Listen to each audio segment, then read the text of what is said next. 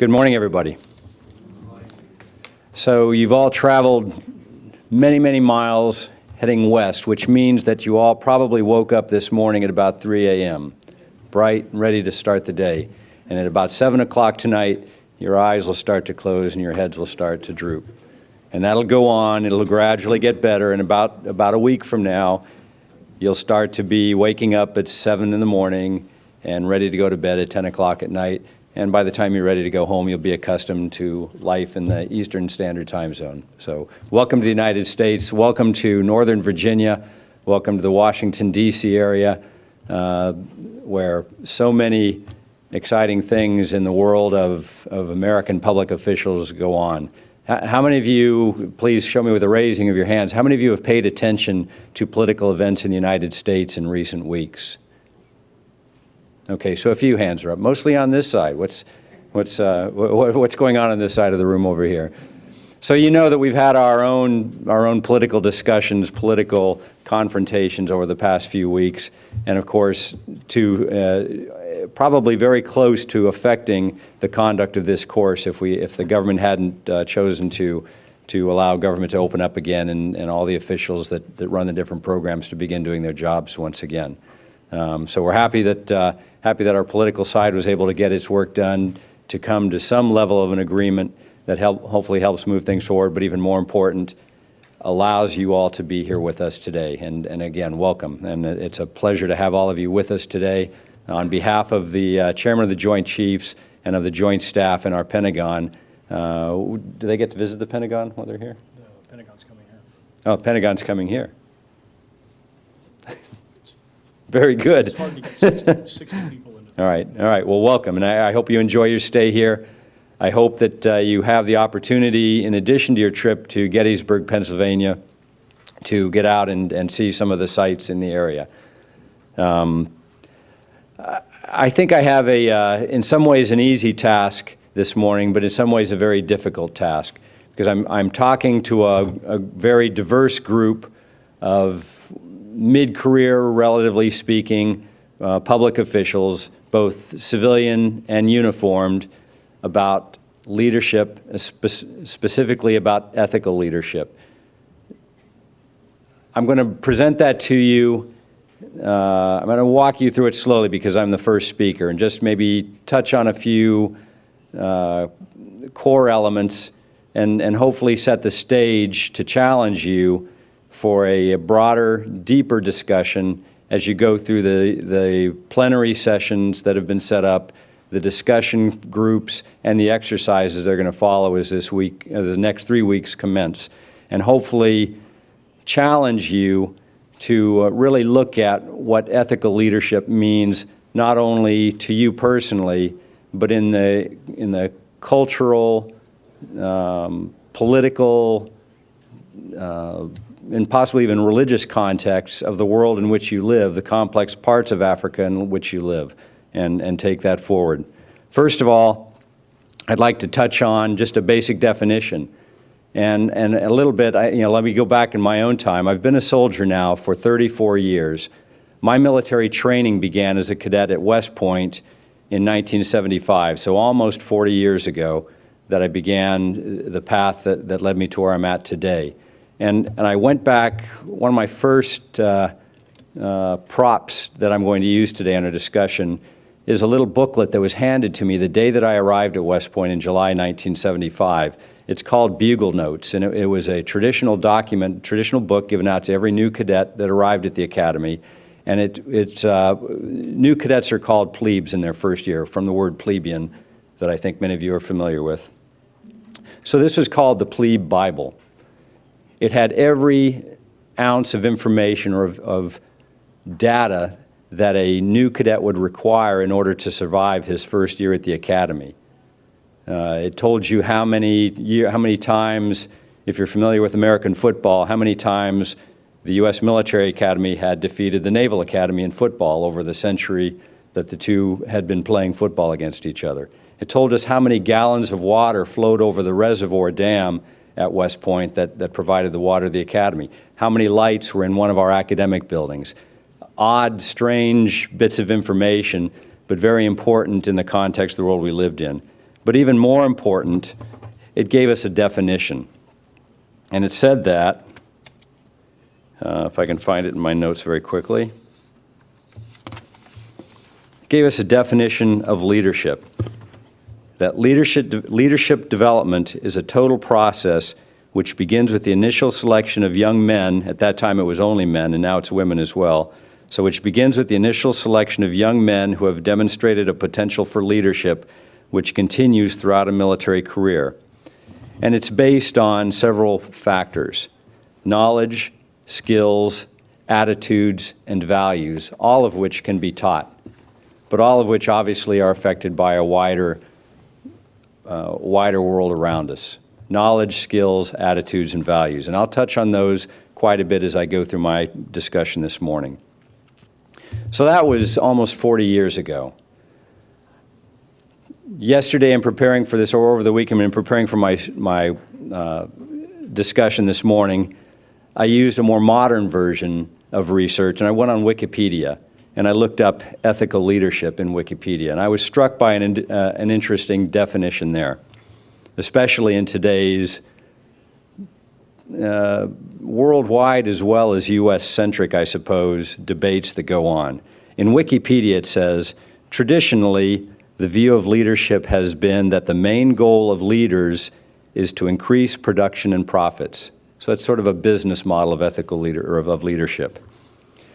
The traditional view of leadership is slowly diminishing as more theorists in the 21st century are asserting that leaders also have the responsibility for ensuring standards of moral and ethical conduct.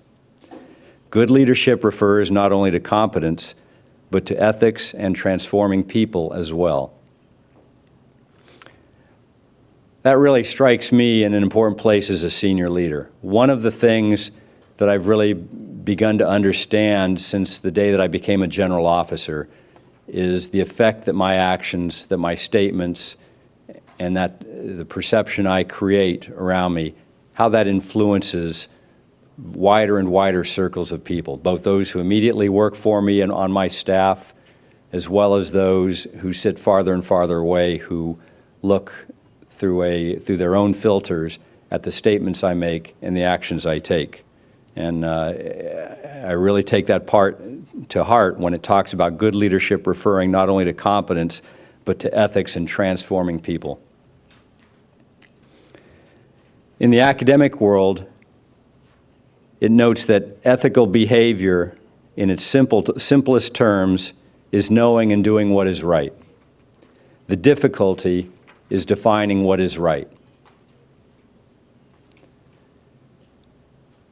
I think we get confused a lot of ways because we're different individuals. We come from different cultures and different religions that define what is right in different ways. There's an ethical philosopher on the Western world named John Rawls who talks about the difference between ethics and morality.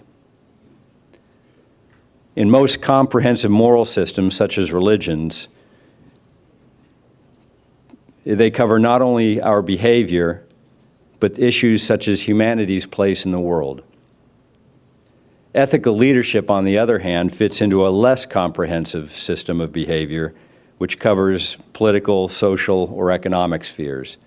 And that's really the kind of world we're living in. But we can't help separating that in many cases, and you all see this, especially in those areas where different religions are in confrontation with each other. You can't separate the moral imperatives from the ethical leadership imperatives as well. Ethical leadership falls into that secondary category, less comprehensive. And again, I think it's very interesting that most of the world's flashpoints involve that moral element. So that kind of gave me a starting point, just the definition, reminding myself of those key definitions of what is ethical leadership, what is ethical behavior. And it takes me to really my key point, my takeaway of 34 years of military service, and especially a service as a senior leader in the U.S. military.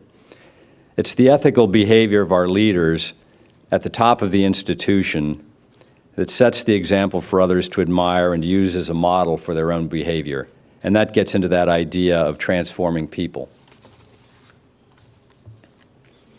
I'd like to tell you about three people in our history who sort of set that standard that really characterizes the culture of the U.S. military and ethical leadership today. Let me take you back to 5 centuries before Christ, 5th century BC, in Rome. Rome at that point was more city than state. Its geographical span was not as large as it came to be in the centuries to follow. And at that time, in the Roman Senate, there was an individual named Lucius Quinctius Cincinnatus. Anybody ever heard of Cincinnatus? Any hands? Good. Okay, so it's a good story I can start with. All right, so Lucius Quinctius Cincinnatus was a senator of Rome, relatively small geographic span at that point. He was also a farmer, and he had a large estate, and he enjoyed farming.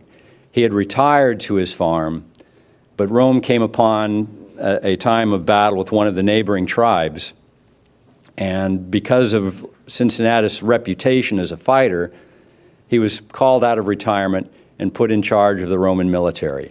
He went, saved the day, was made the leader of Rome, dictator of Rome, but led the army that saved the day, came back to Rome, and immediately relinquished his command and went back to his farm.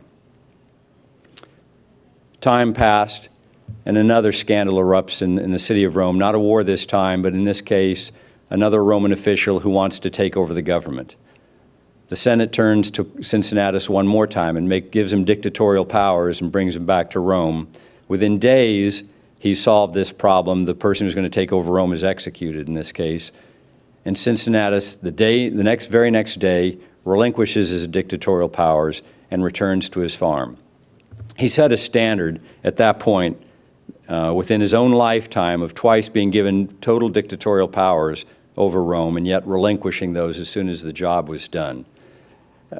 An important note. Now flash forward to the 18th century in the New World here, my forebears. The year is 1782, and the Continental Army has just defeated the British Army, May of 1782, under the command of General George Washington. You've all heard of George Washington. So we've just emerged victorious from our war for independence. In the ensuing euphoria, Washington's subordinate leaders considered him such an incredible individual that there were plots to crown him as the King of America, openly discussed, even among his own men. And at one point, one of Washington's colonels sends him a letter saying, hey, there's this discussion out here. We would like you to become the King of America and rule our country. Washington's response, which is really atypical of a lot of leaders through history, was one of great surprise and astonishment. And he wrote back to this colonel, quote, "Be assured, sir, no occurrence in the course of the war has given me more painful sensations than your information of there being such ideas existing in the Army as you have expressed, and I must view with abhorrence and reprehend with severity." And the bottom line is he rejected any idea that what he had fought for in the independence of America and throwing off the king and the yoke of the King of England could be replaced by another king. Washington went back to his farm in very much modeling the idea of Cincinnatus of Rome, who was a known figure. He had been studied by a lot of the founding fathers in America. So his example was not an unknown example. And then several years later, Washington is elected president. He serves for 2 4-year terms. He very easily could have been elected for a 3rd term, but instead, Washington Washington left the office of the presidency, saying that he would not run for that 3rd term, and became the American version of Cincinnatus. In a book called His Excellency, which is about Washington by Joseph J. Ellis, a very good read, Ellis underscores the exceptional aspects of what Washington did. Quote, "Oliver Cromwell had not surrendered power after the English Revolution. Napoleon, Lenin, Mao, and Castro did not step aside to leave their respective revolutionary settlements to others in subsequent centuries. Whereas Cromwell and later Napoleon made themselves synonymous with the revolution in order to justify the assumption of dictatorial power, Washington made himself synonymous with the American Revolution in order to declare that it was incompatible with dictatorial power. Ellis reminds us that Washington was bucking the imperialist pattern that stretched all the way back through Western history into Rome, and which, as many of you know, still continues and is a challenge in some of the African countries today as certain African leaders continue to hold on to power a little longer than they probably should. Happy to delve into that with you at any point if you want to discuss that subject. A third historical figure, a little closer to home, 200 years later after George Washington, post-apartheid South Africa, Nelson Mandela served only one term as president before resigning from the position, relinquishing the position and the title, and setting a standard for those who followed to emulate. So I'm now old enough, in my mid-50s, that I can see how little time really passes between these historical figures and the examples they set. If there were four others my age with overlapping lives, that could easily stretch back to Washington's time. And I guess what hits me on that is the continuum, that it all does move together, that you can see the patterns, that you can affect the people who follow you, who in a few short cycles will be the leaders of the future, decades ahead, and hopefully through setting good examples, you begin to affect the people around you. You begin to change their values, begin to change their ways of behaving. So the American example of institutionalizing ethical behavior. I mentioned my plebe Bible, my ethical guide as a new cadet when I was 18 years of age. A little bit more about the American way of doing that and where we are today. Again, that from our core beginnings, where you look back to the examples set by such leaders as George Washington and others that preceded him, you go back to our training today in our institutions, where U.S. military leadership is defined as the process in which a soldier applies his or her values and beliefs, character, knowledge, and skills to encourage others to accomplish the assigned mission. In the U.S. military context, as many of you know, we've been at war for the last 10 years.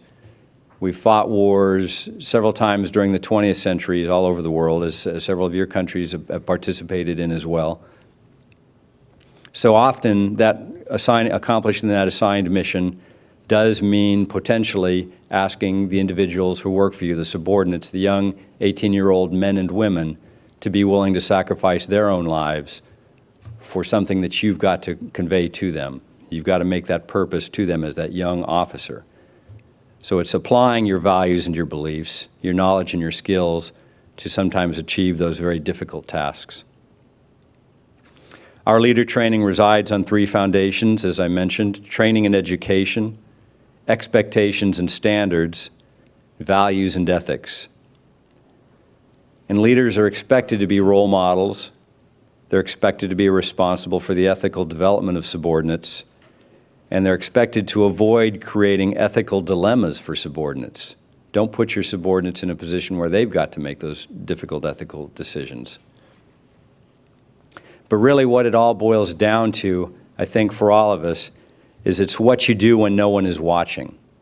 We had a recent event sponsored by ACSS with Transparency International, and it was noted that an African officer, an African colonel on a peacekeeping mission was invited to a meeting with one of the host country military officials. And in a private meeting in a room with the door closed, the host country official offered him a nugget of gold. And the colonel said, well, what am I supposed to do with this? He said, it's just a gift for you. And the colonel, fully grasping the significance of the moment and the sense that probably others preceding him had been in the same situation and had either accepted that nugget of gold or had refused to accept it. Nobody there to watch him but this host nation official says, no, thank you, I can't accept it. And it's what you do when nobody is watching that becomes important. Ethical leaders are ethical all the time, not just when someone's looking. And they're ethical over time, proving again and again that ethics are an integral part of the intellectual and philosophical framework they use to understand and relate to the world. In our U.S. construct, in addition to the training that the military provides and the role modeling that's provided, we're also moving more and more over time toward a current focus on a legal set of standards that affect ethical behavior, or that provide the boundaries for good ethical behavior. We have a product published by our government for all public officials, not just the military, called the Guidance for Ethics and Standards of Conduct. And it enshrines in our laws, and the training, again, has taken on a very legal-sounding tone.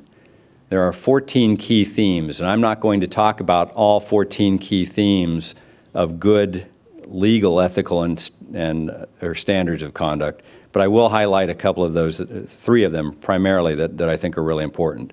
First of all, public trust. The first theme is to put loyalty to the Constitution, laws, and ethical principles above private gain. And it's that idea of private gain that comes through again and again, especially in the legal context. It talks about using public office for private gain, and the guidance is just don't do it.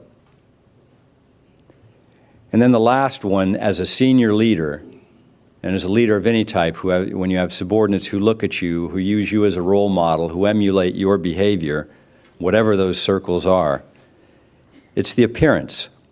Avoid actions creating the appearance of violating the laws or ethical standards, where a reasonable person with knowledge of the relevant facts would question your decision. We've had recent examples of senior leaders who have done arguably the right thing, but they've created the appearance of doing something incorrectly. I'll throw out a recent one. I don't know if any of you watched our television last night, other than the sports channels or something. We have a program called 60 Minutes. Is anybody familiar with 60 Minutes, our news 60-minute program? Comes on Sunday night. Last night, they aired a program about our Congress, and it's a sort of an ethical loophole that our Congress uses on financing. There's a thing called leadership funds that allows campaign funds to come into these members of Congress that the member can then do almost anything he wants with, unbounded. So he can use it for private purposes. He can use it to hire family members to work on his campaigns. The direction of the CBS story about this is that it really bumps up against the edge of inappropriate ethical conduct, potentially even nepotism or corruption in what they're doing. They also pointed out that it's not against the law. Okay, but at least from this story in the media so far, it certainly raises that question in your mind, should it be against the law? You know, is it something that really goes across the bounds of appropriate ethical conduct? The good point about this is it's in our media now, millions of Americans have seen it, and it certainly will start the discussion that may cause Congress to take appropriate actions to provide, again, legal clarification on what is or is not appropriate for that type of use of funds. So appearances are critical, and Congress, at least in some people's minds, is giving the appearance of an inappropriate act that way. I think it's well worth looking at that type of model, and a non-military example as well. Another current military example, if any of you looked at our Washington Post yesterday, on our front page is a story headlined, "Bribery Case Unfolding as a Big Scandal for the Navy." We are not free of our own scandals of this sort. Every few years there will be some sort of financial scandal somewhere within our military services, whether it's officers who are bringing home duffel bags full of cash from Iraq or Afghanistan, whether it's some sort of contract deal between one of the services and a defense agency or other corporate agency where money is either favoritism is shown or money exchanges hands inappropriately. In this case, it's some Navy officers who are incorrectly, allegedly, this is media, it's alleged, it's not, clearly it's under investigation, alleged to have taken favors in order for sharing certain information to the benefit of a government contractor. The good news about this is the standards are very clear on what's correct, what's incorrect. Once it comes to light, there is no impunity, and the officers will be investigated, and the full use of the law will be applied in clearing this up. It's sad that we can't have, with all of the training that these individuals got, because they did know better, there's no question, they've all received training. So if they are found to be guilty, it's just a sad statement that you can't have 100% success in all of the training that you do to ensure good ethical behavior. So that brings me around, I think, to tying it with the historical examples of ethical leadership, a little bit of a discussion about American ethical leadership training in the military, some of the challenges we continue to run into on perception especially, and I'll give an example of my own on perception. It certainly doesn't rise to the level of the ones that are in the media today. When I became a new general officer, I suddenly had a staff immediately surrounding me whose primary purpose was to make sure that all of my needs were met as I went from official place to official place. So my first official travel, I was flying from Washington, D.C. to another city. My aide-de-camp flew in ahead of me to make the arrangements for my arrival and transportation. As I come out of the airport, he arrives in a car, and I hadn't given him any guidance on my preferences. It's a very expensive car, very large, very expensive car. In my mind, this is what is going to deliver me to the venue where I'm speaking. I'd prefer to show up in a Prius. I prefer to show up in a Toyota Corolla because it's perception, it's how people view you. I don't want to show up in a Rolls Royce. I don't want to show up in a very large Mercedes where I'm sitting in the back. And this was clearly a moment where I had to educate my staff on the perceptions that I wanted to portray as I traveled. It comes across in other ways as individuals around you who are trying to do the right thing inadvertently create perceptions incorrectly. They put you on first-class flights. They give you favors, escorting me through customs when others don't get to walk past customs without avoiding it. You know, perceptions that I think we've all seen in some cases that we have to be careful of because they do create perceptions, and perception eventually becomes reality. So, 40 countries from Africa represented here. And one of the things I know very well about Africa is there are no generalizations about Africa. There is nothing I can say to this entire group that applies to all of you, except that you're here today. And you're here because you're probably some sort of public official within your government who needs this level of training. That's about the only constants. You come with different moral, religious, geographic, societal values. You come probably, especially if you're from a military side of the house, you probably come with some level of training on leadership, ethical behavior. If you come from the civilian side, you may not have much of that in your formal education. It may be more what you've picked up informally as you've gone through your careers. So you come with a lot of experiences. You come with a lot of different backgrounds. How many of you have been on different military missions, peacekeeping or otherwise? Okay, so about a third. Any of you with combat experience? Okay, so that raises a whole new set of factors that you have to take into account when you're talking about ethical leadership.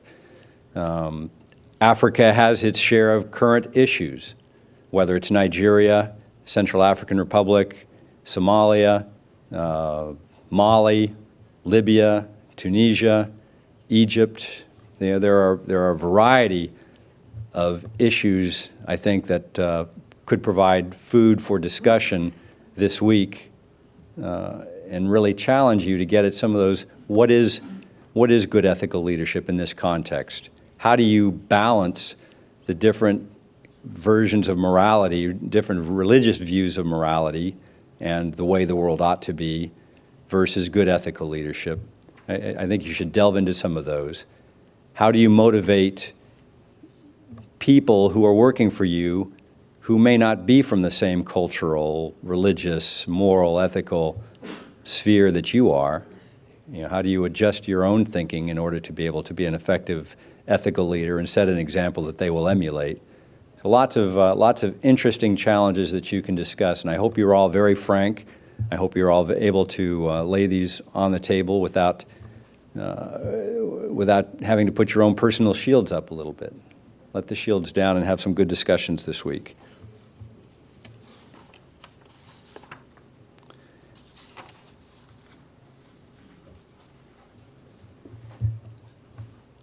I'm told I've got 5 minutes, but I think I've only got about 30 seconds more of speaking time. So I think what I'd like to do really is get to the questions and answers, maybe let you challenge me with a few questions.